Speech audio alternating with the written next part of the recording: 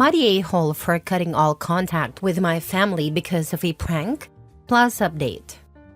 Original post. Here's what happened. I, 27 female, have always had a complicated relationship with my family. They've always been the type of people who think any joke is fine as long as someone laughs, no matter who gets hurt. Over the years, I've tried to brush it off and not let it bother me too much. But this time, they crossed a line I can't ignore. Recently, I achieved something big in my life. I bought my first home after saving for years. It's something I worked incredibly hard for, sacrificing vacations, nights out, and basically anything extra to make it happen. I was beyond proud of myself and excited to finally have a place to call my own. Naturally, I wanted to share this milestone with my family, even though our relationship has always been rocky. A few weeks ago, we had a family dinner to celebrate my new home. Everything seemed fine at first. They congratulated me, asked about the house, and seemed genuinely happy for me. But halfway through the night, my brother, 30 male, and sister, 25 female, handed me an envelope. They said it was a surprise to help me with my house. I opened it, and inside was what looked like a legal notice stating that my house purchase had been canceled because of a clerical error and that it was now being sold to someone else. It even had an official-looking letterhead, my name, and details about the house. I was in complete shock. Everyone around the table started laughing, and my brother yelled, "Gotcha!" Turns out they had faked the letter and thought it would be hilarious to see my reaction. I burst into tears, which only made them laugh harder. They even recorded the whole thing on their phones to post on social media. When I finally managed to speak, I told them how cruel this was.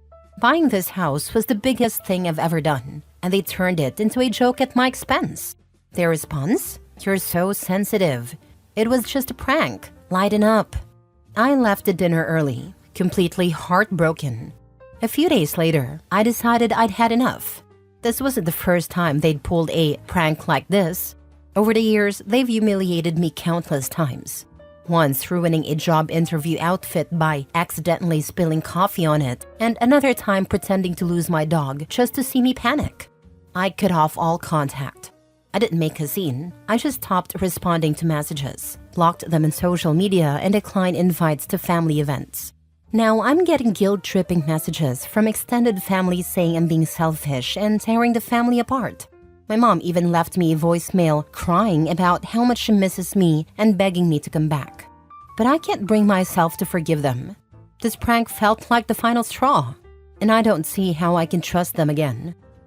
So Reddit, am I the a-hole for cutting off my family over this prank? Now for the top comments before reading the update. You're rightfully upset, because it wasn't a prank, it was bullying.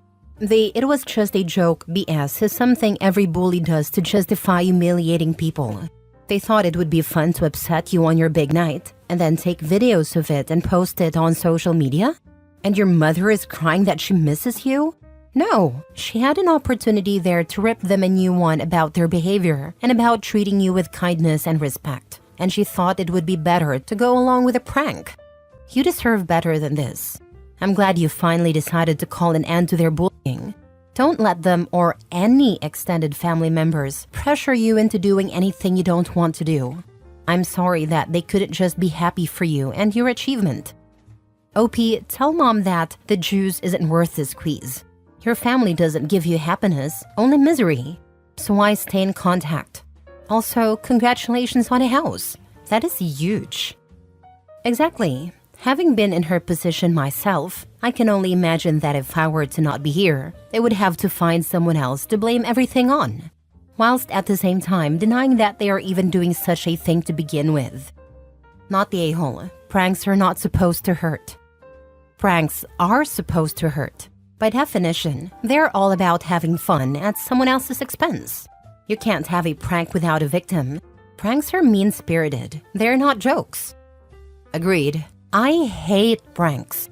I've often heard sarcasm is the lowest form of humor, but no, pranks are. It's nothing but bullying in joke form, and I'd cut anyone out of my life who felt it was appropriate to bully me. Update. Thank you all for the advice and support. I wanted to provide an update because things have escalated in ways I never expected. After I went no contact with my family, I thought they'd eventually accept my decision and move on, but that hasn't been the case.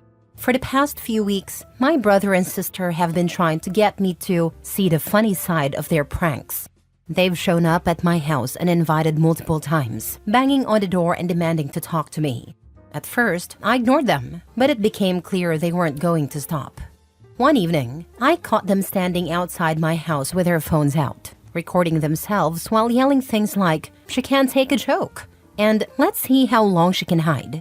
It felt more like harassment than an attempt to reconcile. The final straw came when I discovered my car had been egged overnight, and my security camera caught my brother and sister doing it. I confronted them through text, telling them they'd crossed a line and needed to stop. Their response? "You're so dramatic. You're going to laugh about this one day." At this point, I realized I couldn't handle this on my own. I went to the police and filed a report for harassment. They took my harassment, reviewed the footage from my security camera, and agreed that this behavior was unacceptable. My siblings were contacted and warned to stay away from me. Their reaction? More mocking messages, calling me a snitch and accusing me of tearing the family apart. Some of my extended family members are siding with them, saying I should have just talked it out instead of involving the police. But others, especially those who've seen the footage, are horrified and fully support my decision. I feel a mix of relief and sadness.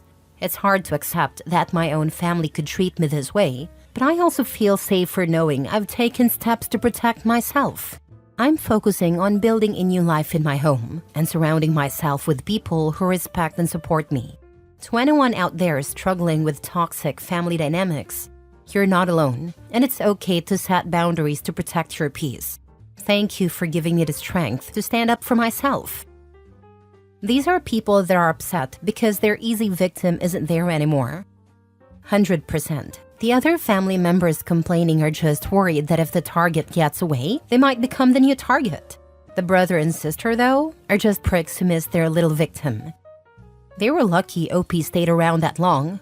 I would have cut them off after the dog thing. That is not funny at all. The fact that they're doubling down on it rather than thinking about what they've done and apologizing doesn't say a lot for their intelligence. Oh look, she's cut us off because we were mean to her. Let's be even meaner, then she's sure to like us again. It's more like she's refusing to accept her role as the family scapegoat. Let's punish her. My dad's nephew kept trying to guilt me into talking to my dad, moving to the other side of the country to be his caretaker. That kind of stuff. Well, long story short, finding himself homeless in that part of the country, he eventually took up the post of dad's caretaker himself. 3 days later, he ran out of that house like his hair was on fire and went to go live with a very distant family he'd never met before instead. Dad's my first bully, the worst I've ever known, and the only one who actually gave wet willies. Golly, is he having just the loneliest, most uncomfortable old age. Me and his oldest sister are his favorite targets. It drives him up a wall that I visit her at least once a week and do all manner of odd jobs for her, and that neither of us is willing to talk to him anymore. For Christmas, he tried to start a fight between the two of us over enough money to pay my rent for a year. Neither of us took the bait, to the point we don't even know what he was on about because we're both deleting unread/unheard whatever he sends us. Next story. Am I the a-hole for shutting out my brother after he almost had sex with my girlfriend? I, 17 male, was always close to my younger brother, 16 male. Even though our age gap is really small, I was always his protector because he struggled with lots of stuff. He's always been bullied, was always chubby, and even though he eats well and does move around, he just can't lose the weight. Something he hates because it made him a target for bullying forever. He's got social anxiety too and is just really hard on himself. So I took it upon myself to be his best friend and his brother, and I ran off more than a few bullies over the years. He was always a priority for me, and even though we're teenagers and that doesn't always happen, I tried, because I knew my brother struggled socially. Near the end of November, he had a really crappy time. A girl he liked humiliated him as part of a prank by spending time with him because she knew he liked her, and then mocking him for his weight and being weird. Then a few guys tried to expose him in the locker room and called him names. It did a number on him, and I was there. I invited him to come to a party with me and my girlfriend, 17 female, 3 weeks ago. I helped him find an outfit and stuff. I acted like his personal cheerleader in the run-up, and I offered to introduce him to some people he might find some common interests with, which he said he was ready to try. We got there and he seemed to hit it off with one of the guys I introduced him to. I spent some time with my girlfriend and then she disappeared. I went to go check on my brother and I found the two of them together in a room on their own making out. They were as close to fully naked as you could get and I lost it. I broke up with her and told her to stay the heck away from me, and I went out to my car and called my parents to take him home and told them I could not be alone in the car with him. They had me stay in the car at least, so I did, and Dad drove to pick him up and brought him home. I told our parents what happened, and they told me he wanted to apologize, but I refused to let him. My brother has tried to apologize and make it right, but I never let him finish and I walk away. I've shut him out. My parents asked me to try and listen and forgive, and I said no. On Christmas Eve, I told him to stop trying to talk to me because I am done with him. I told him he didn't deserve my help anymore and to forget about coming to me with his problems. I also said I wasted all that time with him when I could have been with friends who wouldn't stab me in the back. Since then, he has become so depressed, and my parents are worried. But I'm not. I'm still shutting him out. And I don't think I'll try to change that either. My parents told me we can't let this end our relationship, and they said he needs me. I told them that's too bad, because I did so much for him, and he'd have slept with my girlfriend if I hadn't walked in when I did. They told me he's a kid.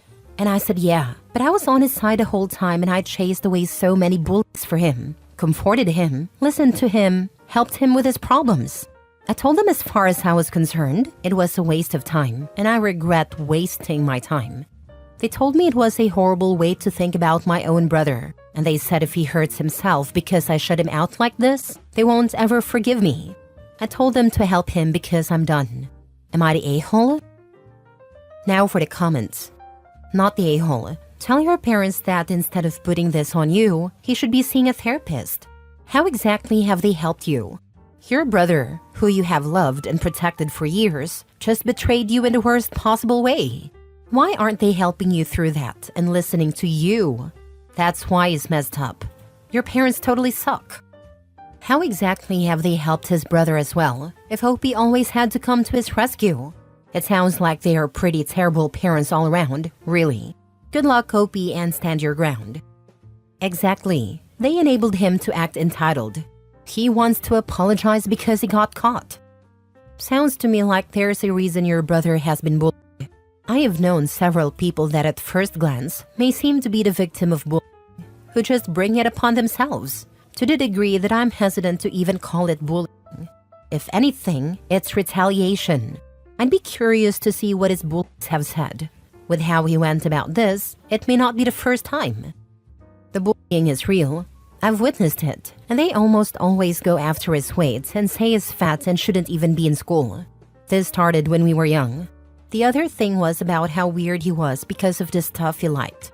There was never a reason for him being bullied, but he still did a horrible thing now.